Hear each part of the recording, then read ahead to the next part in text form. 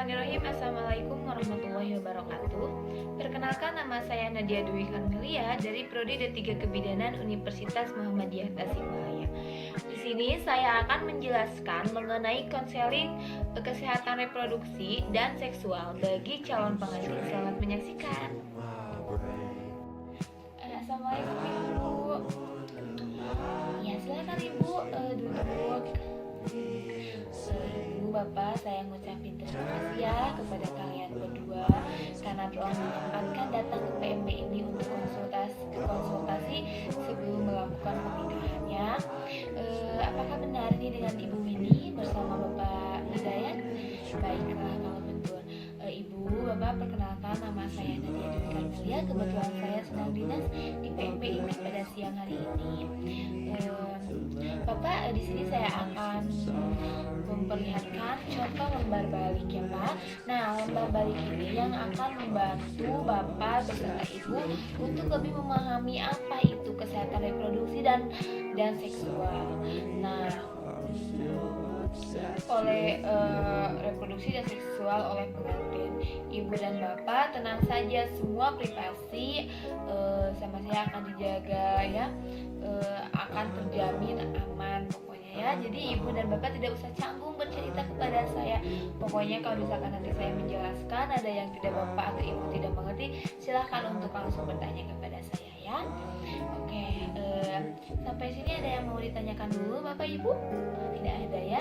Baiklah, kalau misalkan tidak ada, kita langsung saja ya Pak.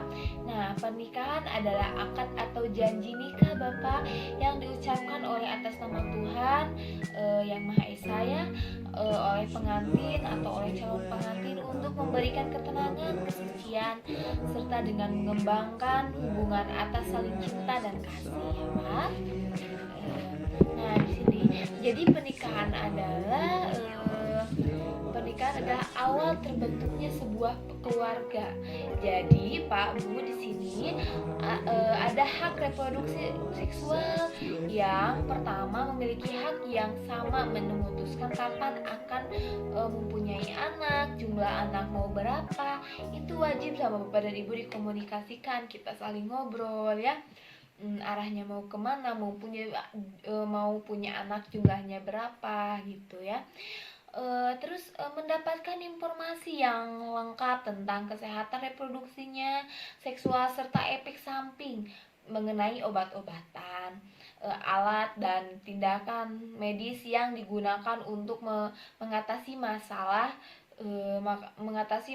kesehatan reproduksi wanita dan seksualnya ya. Ketiga, mendapatkan informasi yang mudah, lengkap dan akurat Ibu, Bapak ya, di sini tentang penyakit menular seksual agar perempuan dan laki-lakinya terlindungi. Jadi Bapak dan Ibu intinya harus saling setia ya, jadi menjaga komitmennya, jangan sampai kita menularkan penyakit satu sama lain. Nah gitu ya. Pencegahan penularan yang dapat berakibat buruk pada kesehatan reproduksi maupun ibu ataupun bapak ya, dan keturunannya.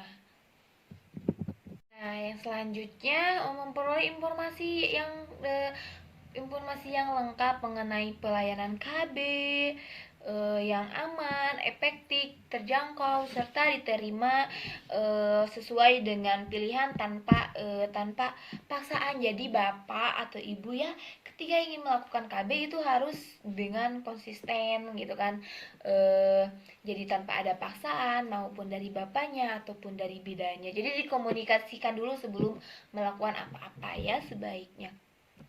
Serta pihak keluarga, pihak perempuan berhak mendapatkan pelayanan kesehatan reproduksi yang dibutuhkan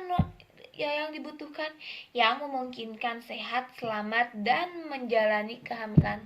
Jadi ibu sebagai wanita itu berhak untuk mendapatkan sebuah pelayanan yang baik, menerima serta terjaganya ketika kita mengandung atau hamil ya.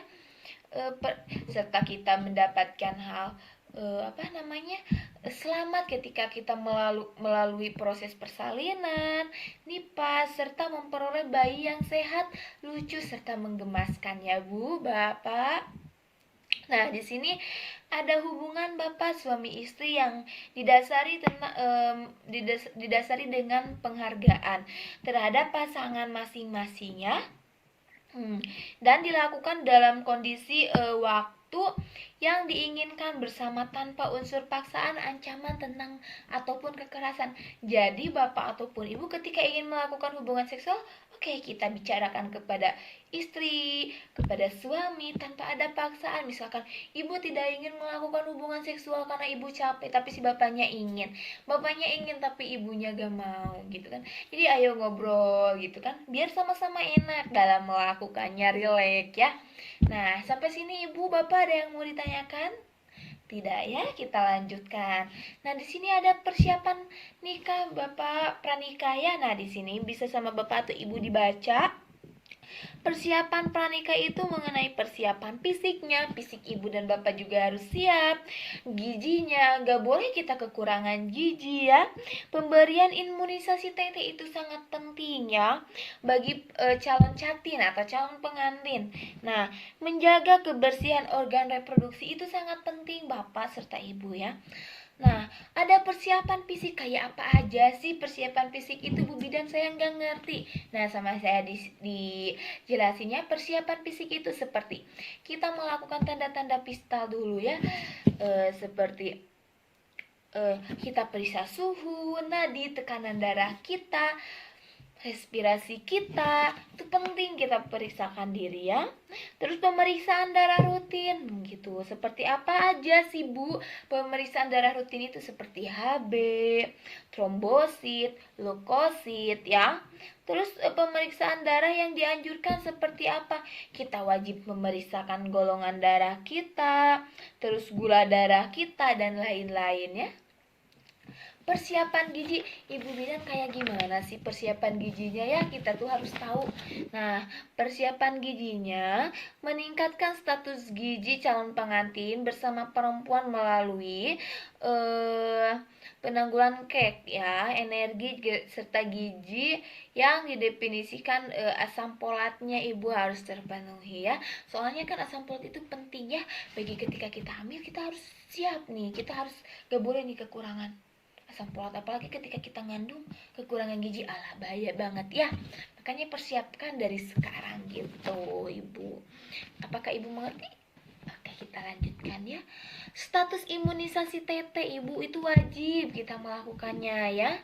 Terus menjaga kebersihan organ atau reproduksi ya, seperti kita mengganti pakaian dalam sehari 2 kali minimal ibu ya. Jadi nggak boleh kita 1 hari atau 2 hari nggak ganti pakai celana dalam.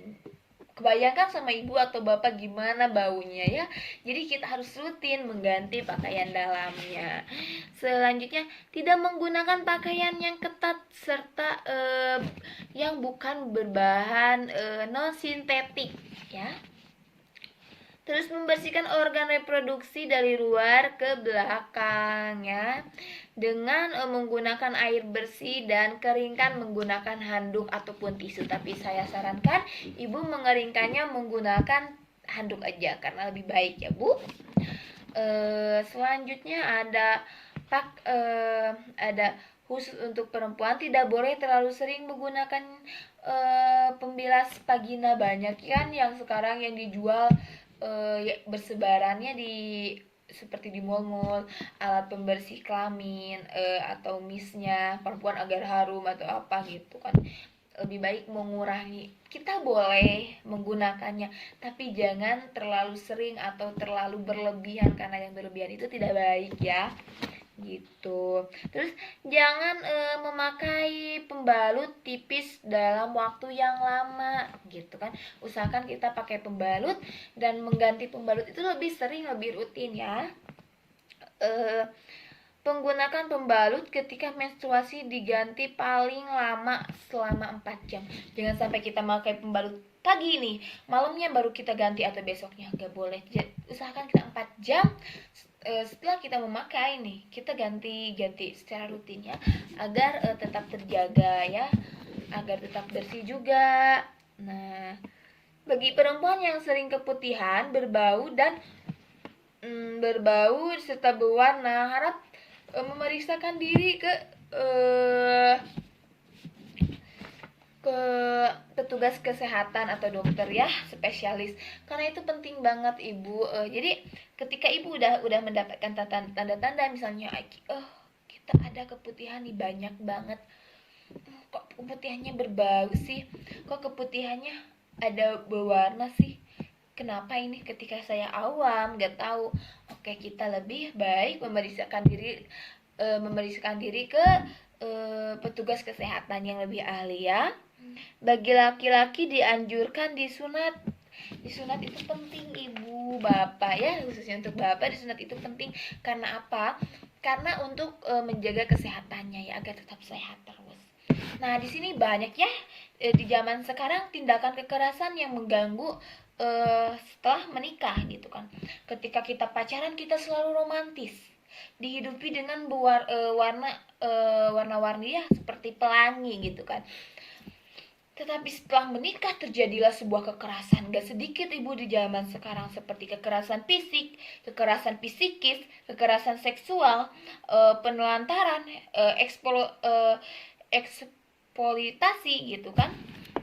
Tindakan kekerasan fisik misalnya memukul, menendang, menampar, menjambak rambut, menyudutkan rokok, ataupun melukai, itu sangat tidak boleh ya.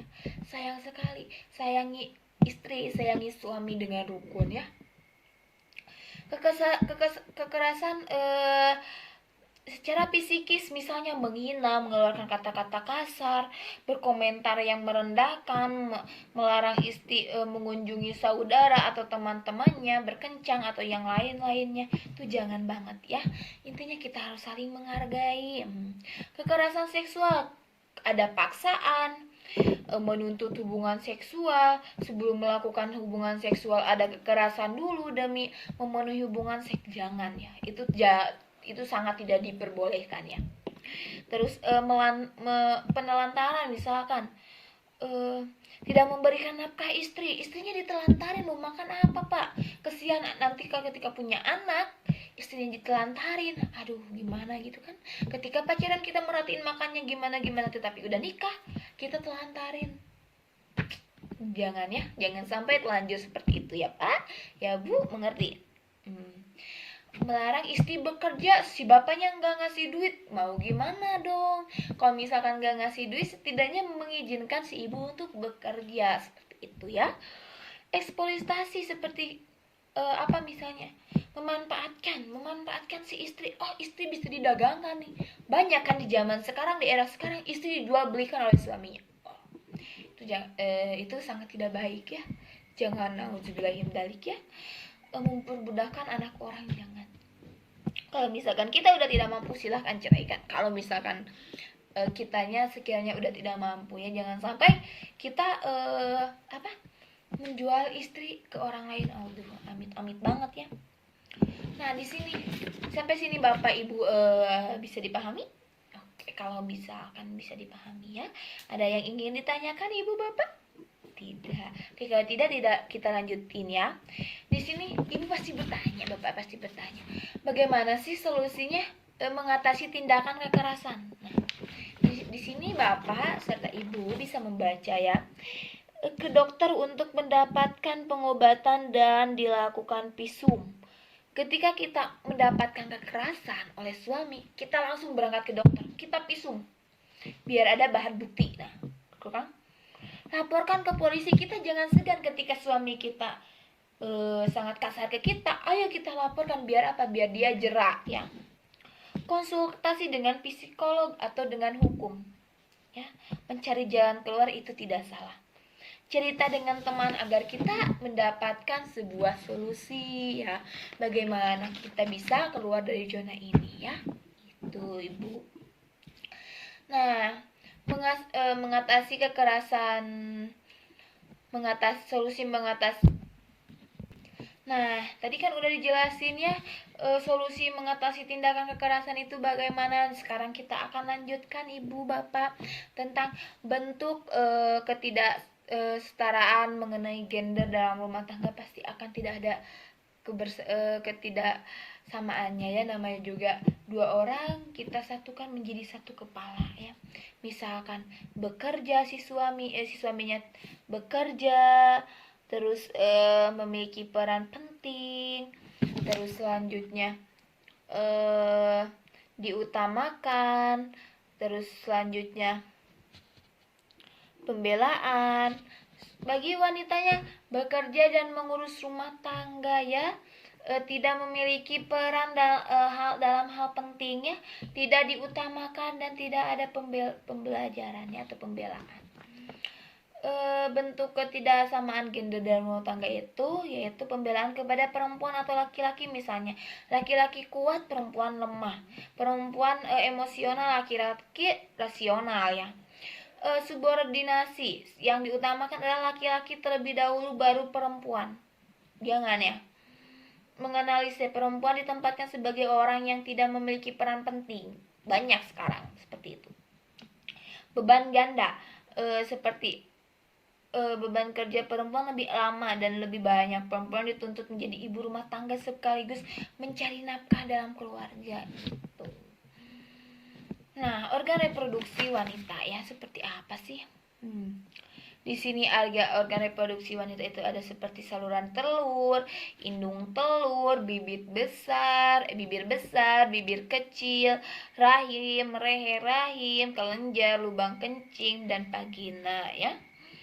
Di sini organ reproduksi laki-laki ada apa aja? Nah, di sini ada kandung kemih, saluran sperma, tulang kemaluan, penis, kepala penis, kantung buah jakar, epidermis, jakar buah, kantung sperma, prostat. Ya, sampai sini.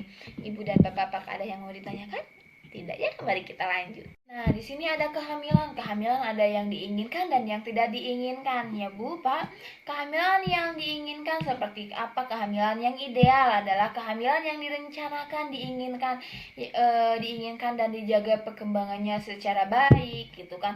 Kehamilan yang tidak diinginkan itu seperti apa sih Ibu Bidan? Aku nggak ngerti. Nah, kehamilan yang tidak diinginkan itu seperti akibat hubungan di luar nikah.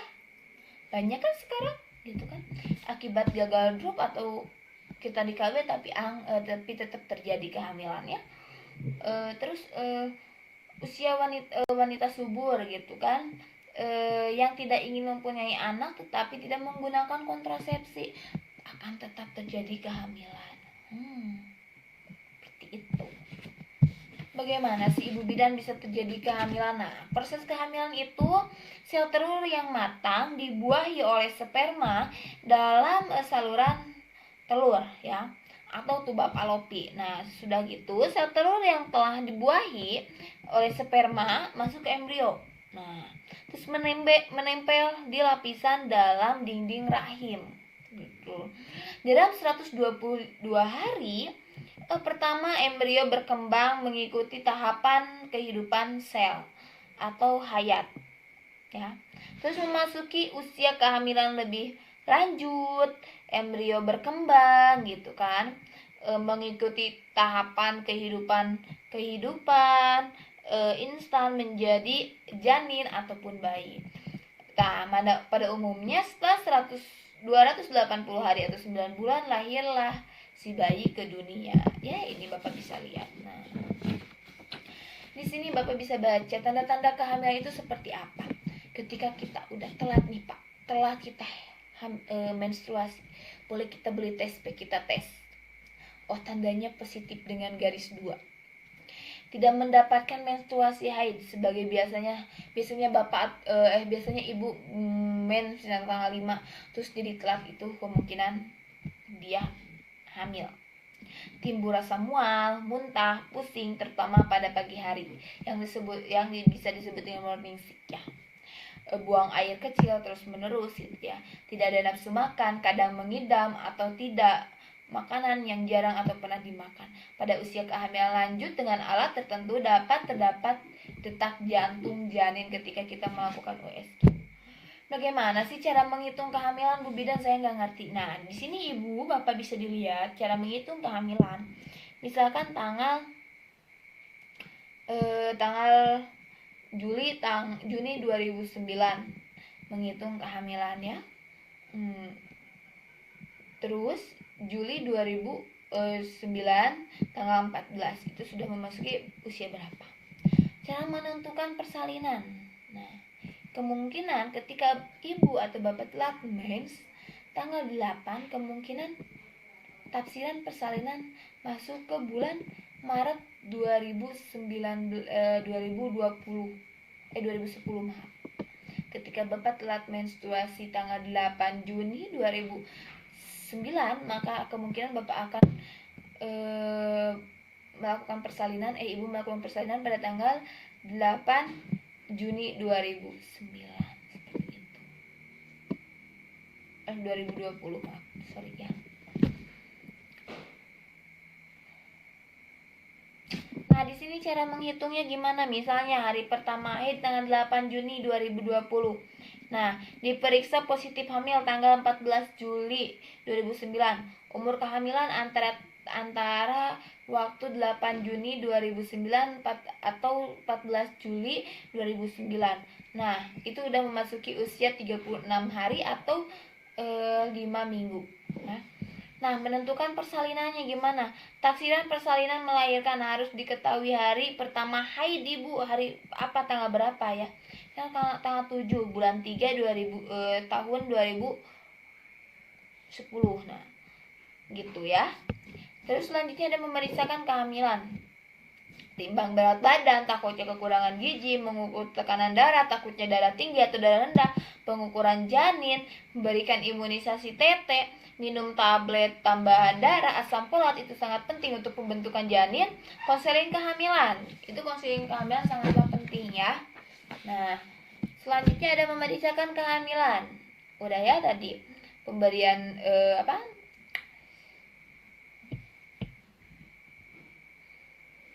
untuk pengukuran janin atau tinggi pundus uteri, tentukan presentasi janin, pemberian imunisasi TT, tablet darah ya, penambah darah, karena orang hamil itu kemungkinan suka darahnya rendah ya. Tes laboratorium sangat penting ibu, tetap tata laksananya kasus, tatap muka konseling terhadap kehamilan, menjaga kehamilan seperti jangan kelelahan ya, jangan kelelahan mengangkat berat jangan terlalu mengangkat beban berat, berbaring selama 1 jam pada siang hari. Usahakan itu ibu berpakaian yang sangat longgar ya. Posisi hubungan seksual perlu diatur, jadi tidak seenaknya ketika kita belum hamil ya bu pak. Ringan seperti kita rutin melakukan olahraga ringan seperti senam hamil ya gitu. Hindari berdekatan dengan orang yang sakit menular atau orang yang merokok, karena asap rokok yang pasif itu sangat berbahaya ya. Misalnya bapak merokok, jangan dekat-dekat dengan ibu ya. Makanan bergizi seimbang termasuk sayur dan buah 3-5 porsi sehari ya gitu. Seperti itu bapak, sampai sini ada yang mau ditanyakan? Oke, kalau tidak saya lanjut ya. Kehamilan dan persalinan beresiko itu seperti ada 4. Nah ya, 4 kehamilan yang beresiko. Misalkan terlalu muda untuk hamil, kurang dari 20 tahun itu jangan. Tapi banyak ya sekarang yang hamil di bawah usia 20 tahun. Terlalu tua, usia 35 tahun. Terlalu sering hamil, sampai anak lebih dari 1 tahun sekali hamil, usahakan beri jangka dulu ya. Terlalu dekat rapat jarak kehamilan, kurang dari 2 tahun. Oh my god, jangan ibu ya. 3 tambahannya itu terlambat mengambil keputusan untuk mencari upaya medis kedaruratan, terlambat tiba di fasilitas kesehatan, terlambat mendapatkan pertolongan medis yang akademis ya. Tanda-tanda kehamilan tadi sudah dijelaskan ya. Ada tanda bahaya kehamilan nih. Ketika ibu hamil nanti, ibu bisa kenali dengan tanda bahaya kehamilan seperti ada pendarahan pada jalan lahir, bengkak di kaki atau di wajah, demamnya panas tinggi lebih dari 2 hari ya. Terus keluar cairan ketuban sebelum waktunya persalinan. Nah ibu dan bapak harus waspada nih. Muntah terus dan tidak mau makan, berat badan yang tidak naik pada trimester 2. Kondisi emosional ibu hamil ya.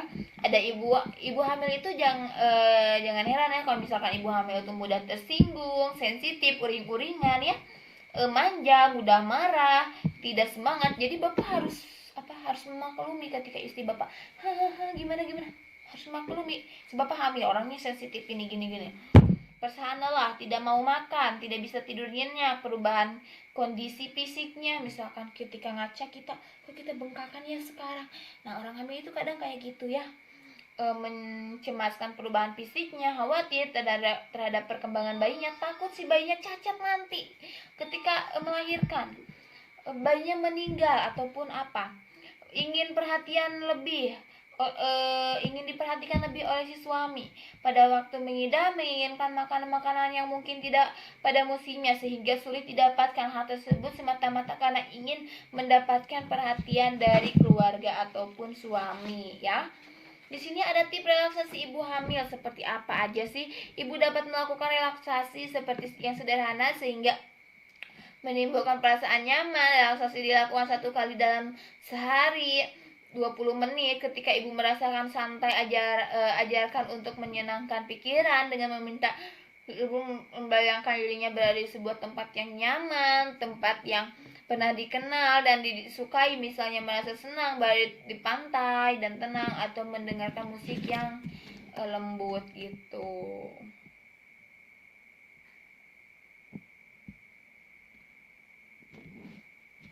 Nah, sampai sini ibu dan bapak ada yang mau ditanyakan? Baik, kalau tidak kita lanjutkan ya. Ada program perencanaan persalinan dan pencegahan komplikasi P4K ya. Buku kesehatan ibu atau KIA ya. Di sini buku ibu hamil diberikan buku KIA. Buku KIA berisi catatan kesehatan ibu hamil ya. Stiker P4K ditempel pada pintu atau jendela di depan rumah ibu hamil. Tujuannya yaitu untuk terdapatnya sasaran ibu hamil, gitu ya pokoknya ya. Ada tanda-tanda ibu mau melahirkan, apakah sudah saatnya apa belum gitu kan. Tanda-tandanya perut mulas secara teratur, mulasnya sering dan lama, keluar lendir, bercampur darah dari jalan lahir, keluar air ketuban dari jalan lahir. Bayi biasanya lahir 12 jam sejak mulas teratur yang pertama gitu kan. Nah, ketika udah ada tanda-tanda persalinan, diusahakan kita ditolong oleh petugas kesehatan ya yang lebih profesional gitu ya. Persalinan ditolong petugas kesehatan. Tenaga kesehatan merupakan orang yang terampil dalam membantu persalinan, nah ibu bapak, sehingga keselamatan ibu dan bayi lebih terjamin. Apabila terdapat kelainan, akan cepat diketahui dan dapat ditolong atau dirujuk puskesmas dan rumah sakit. Persalinan yang ditolong tenaga kesehatan menggunakan peralatan yang aman, bersih, steril sehingga mendapatkan terjadinya infeksi bahaya kesehatan lainnya. Di sini ada perawatan pasca persalinan ibu bapak. Apakah ibu sudah tahu? Belum ya? Kita jelaskan. Ada melakukan perawatan tali pusar dengan kasa bersih ibu untuk si bayinya ya, kering dan steril. Nah di sini setiap hari sampai tali pusar terlepas. Selanjutnya memberikan imunisasi hepatitis B, C, G, dan polio bagi bayi. Memeriksakan kesehatan ibu dan bayi, meminum 1 kapsul vitamin A segera setelah melahirkan. Setelah 24 jam segera melaporkan kelahiran pada kadar desa atau wisma posyandu. Terus dianjurkan untuk menggunakan kontrasepsi setelah melahirkan dan bertujuan untuk mencegah terjadinya kehamilan yang tidak diinginkan karena baru melahirkan masa mau hamil lagi ya. Selanjutnya ada imunisasi. Ada inisiasi menyusui dini atau ASI eksklusif. Nah, ibu bisa memilih mau sama ASI ataupun pakai ASI eksklusif ya. Atau susu formula. Nah, di sini lebih baik kita menggunakan ASI eksklusif gitu. Selanjutnya ada manfaat pemberian ASI sih manfaatnya banyak sekali ya. Mengandung zat gizi yang bernilai sangat tinggi. Perkembangan bayi dan anak termasuk membentuk imun tubuh bayi, dapat membantu pertumbuhan gigi, rahang bayi secara sempurna, mudah dicerna, diserap pada tubuh bayi, mempunyai suhu yang sesuai untuk bayi dan anak ya. Bayi ibu memberikan ASI dalam membantu mengencangkan rahim. Gitu. Infeksi menular seksual seperti gonore, sifilis, hepatitis ya. Infeksi menular seksual IMS seperti konjungtipa ya. Terus ada konjungtipa gonore, ada kalau bahasa kitanya ya jawer ayam gitu. Infeksi saluran reproduksi atau ISR ya. Kondinosis vaginalis, kondinosis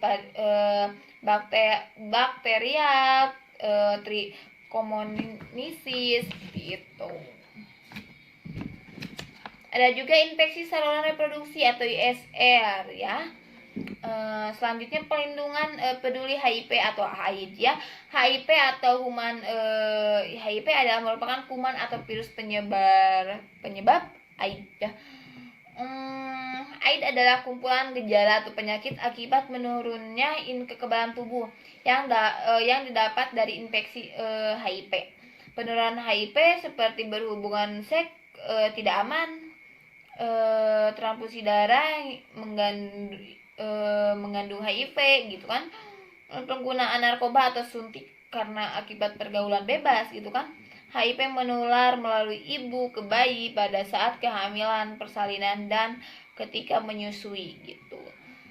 Seperti itu. HIV tidak menular melalui makanan atau minuman bersama ya. Memakai peralatan makan atau minum bersama itu tidak menular. Bersentuhan berjabat tangan itu tidak usah takut ibu dan bapak karena HIV itu tidak menular melalui tangan kita ya. Berenang bersama itu tidak, gigitan serangga itu tidak ya. Seperti itu. HIV juga tidak menular melalui makan minum bersama, memakai peralatan makan atau minum mereka gitu ya, bersentuhan berjabatan tangan, berpelukan hidup serumah, menggunakan WC toilet atau toilet bersama gitu kan, berenang bersama, berganti pakaian, handuk, seputar hubungan sosial lainnya, gigitan serangga gitu.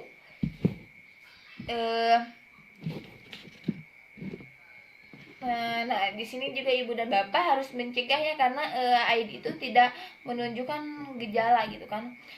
Setelah mendapatkan infeksi HIV, dia terlihat biasa saja seperti halnya orang lain, orang sehat, karena tidak menunjukkan gejala klinis. Tetapi orang tersebut bisa menularkan virus HIV melalui penularan cairan tubuh, darah, sperma, cairan vagina atau ASI. Hal ini bisa terjadi sekitar 5-10 tahun ibu bapak ya. Setelah itu orang tersebut melalui menunjukkan kumpulan gejala akibat menurunnya sistem kekebalan tubuh setelah terinfeksi HIV ya. Gagah HIV/AIDS saling setia cegah penularan HIV atau AIDS ya. Yang ke-1, ibu serta bapak harus setia dengan satu pasangan, oke? Gunakan kondom ketika melakukan hubungan seksual. Tidak menggunakan narkoba, suntik, namun suntik apapun pokoknya ya, jangan. Seperti itu. Kanker pada perempuan ya. Sekarang banyak ya yang mengidap kanker. Nah, kanker pada perempuan itu seperti kanker rahim, serviks, merupakan kanker penumbuh perempuan nomor 2 di dunia. Berarti banyak ya. Payudara di Indonesia, kanker rahim bahkan menduduki peringkat pertama pembunuh perempuan. Kanker rahim maupun kanker payudara yang sudah masuk ke stadium lanjut sering menyebabkan kematian dalam jangka waktu yang sangat relatif. Oleh karena itu, sangat penting untuk mendeteksi kanker sejak dini. Deteksi dini kanker rahim seperti apa?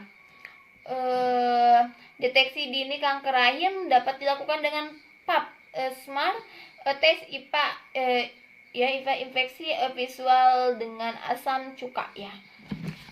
Selanjutnya ada deteksi dini kanker rahim menunjukkan untuk perempuan usia 30-50 tahun ya. Dengan kanker rahim dapat dilakukan oleh dokter atau bidan puskesmas rumah sakit.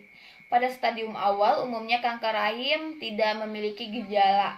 Pada stadium lanjut itu akan ditandai gejala seperti pendarahan pasca senggama, pendarahan tidak normal dari vagina mulai bercak-bercak hingga menggumpal si darahnya, keputihan berbau busuk, nyeri pinggang saat berhubungan air kecil, dan ini ya buang air kecil yang buang air besar juga.